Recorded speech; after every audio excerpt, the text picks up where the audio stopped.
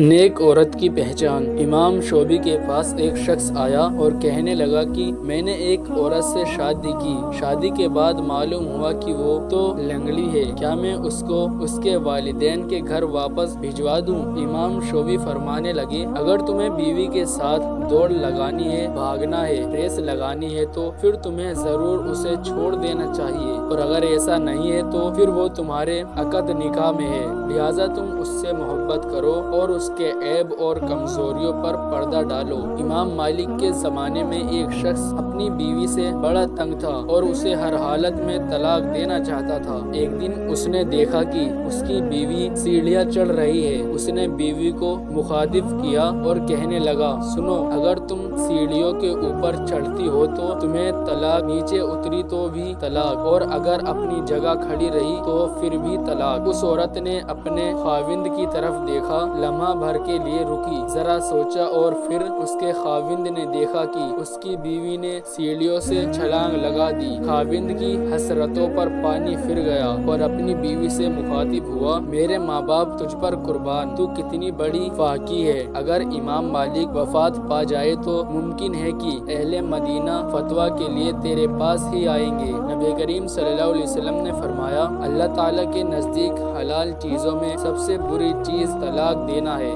میاں بیوی کی جدائی پر شیطان بہت خوش ہوتا ہے، طلاق دینے سے عرش ہلتا ہے۔ ایک عربی دیہاتی جس کو عورتوں کی صفات، خوبیوں کے بارے میں خاصا تجربہ تھا، اس سے ایک مرتبہ پوچھا گیا، اچھی بیوی کی پہچان کیا ہے؟ بہترین عورت میں کیا خوبیاں ہونی چاہیے؟ اس نے جواب دیا، ایک اچھی بیوی میں، اچھی عورت میں درج ذیل خوبیاں ہوتی ہے۔ اگر یہ خوبیاں کسی عورت میں دیکھو تو سمجھ جانا کہ وہ اچھی عورت ہے۔ فرمایا، کھڑی ہو تو لمبے قد کی ہو، بیٹھی ہو تو نمایاں نظر آئے، گفتگو کرے تو سچ بولے، اس کو غصہ دلائے جائے تو وہ بردباری کا مظاہرہ کرے، ہنسے تو صرف مسکراہٹ بکھیرے، کھانا پکائے تو نہایت لذیذ اور عمدہ ہو، اپنے شوہر کی فرما بردار ہو، اپنے گھر سے محبت کرنے والی اور کم سے کم گھر سے باہر نکلنے والی ہو، اپنی قوم میں نہایت عزیز اور باوقار ہو، مگر انتہائی متواضع اور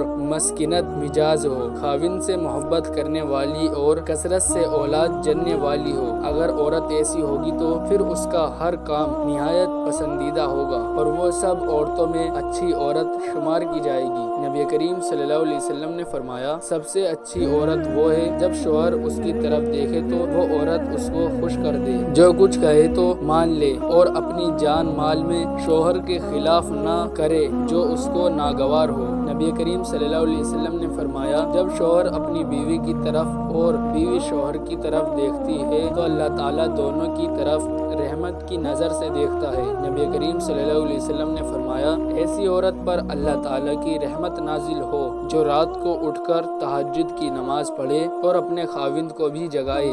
نبی کریم صلی اللہ علیہ وسلم نے فرمایا، ایک بدکار عورت کی بدکاری 1000 بدکار مردوں کے برابر ہے، اور ایک نیک عورت کی نیکی 70 اولیاء کی عبادت کے برابر ہے۔ حضور اکرم صلی اللہ علیہ وسلم نے ارشاد فرمایا، ایسی حاملہ عورت جس سے اس کا شوہر راضی ہو، اس کو ایسا ثواب ملتا ہے جیسے اللہ کے راستے میں روزہ رکھنے والے اور شب داری کرنے والوں کو ملتا ہے، اور جب وہ بچہ جنتی ہے، بچے کو دودھ پلاتی ہے تو ہر گھونٹ اور ہر چوسنے پر ایک نیکی ملتی ہے۔